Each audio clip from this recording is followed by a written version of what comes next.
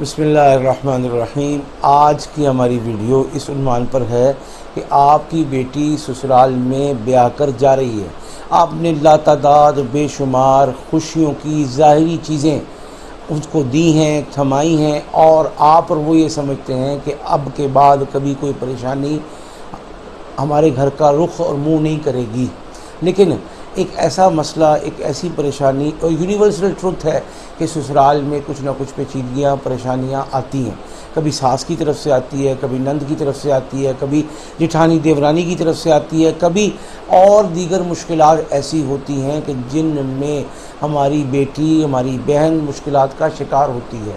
اب ان کا حل کیا ہے؟ ان کا حل نہ مذاکرات سے نکل رہا ہے، ان کا حل نہ کہنے سننے سے نکل رہا ہے، نہ ان کا حل آپ کی طاقت سے نکل رہا ہے، نہ ان کا حل آپ کے پیار سے نکل رہا ہے، نہ ان کا حل کسی بھی پرے پنچایت سے نکل رہا ہے۔ اس کا حل ہم یہ سمجھتے ہیں، اور ہمارا 25 سال کا تجربہ ہمیں یہ سکھا چکا ہے، آپ کے پاس آپ کے ماں باپ اور پیرنٹس کی طرف سے دیے گئے جہیز میں سب سے خوبصورت چیز وہ ہے کہ جو ایسا سکل سیکھ کے آئے ہیں آپ، کہ آپ کی ساس لمٹس میں ہے، آپ کی ساس اپنی اوقات اور اپنے دائرے میں ہے، آپ کی ساس اپنی زندگی گزار رہی ہے، آپ کی ساس آپ کی زندگی میں انٹرفیئرنس نہیں کر رہی ہے، آپ کی ساس یہ نہیں سمجھ رہی کہ میں نے اپنے اس ایک بیٹے کو شاید بیچ دیا ہے اس لڑکی کے ہاتھ۔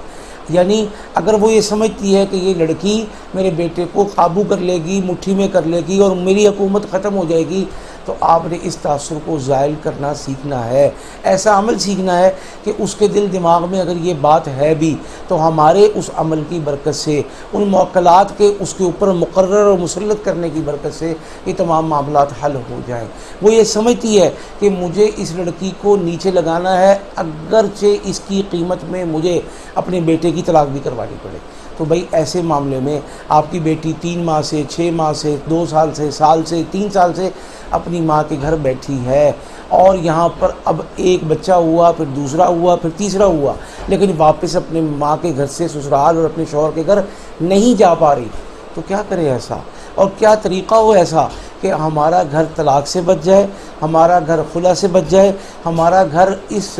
اللہ معاف کرے نعوذ باللہ بستر کے بدلنے کی اس پریکٹس اور مشق سے بچ جائے۔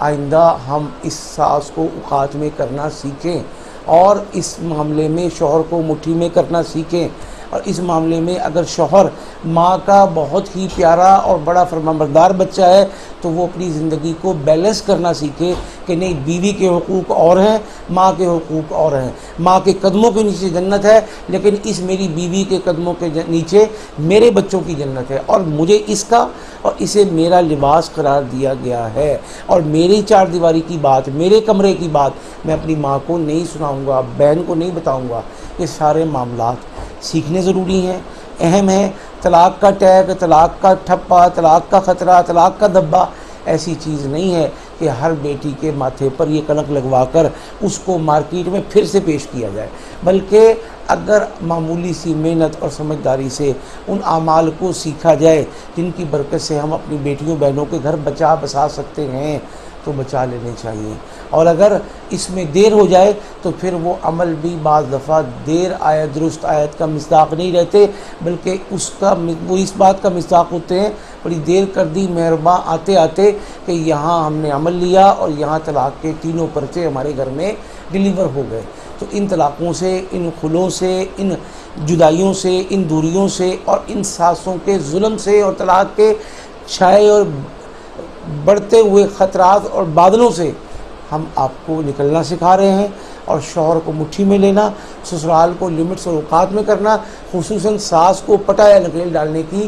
وہ کوشش اور وہ محنت سکھا دینا جس کے بعد آپ کے گھر میں کسی قسم کی کوئی آگ نہ لگا سکے۔ یہ ادارہ سکھا رہا ہے، اس کو سیکھیں، اور پوری دنیا میں جہاں کہیں رہتے ہیں اس عمل کی برکت سے آپ ہمیشہ کے لیے سرخرو ہو جائیں۔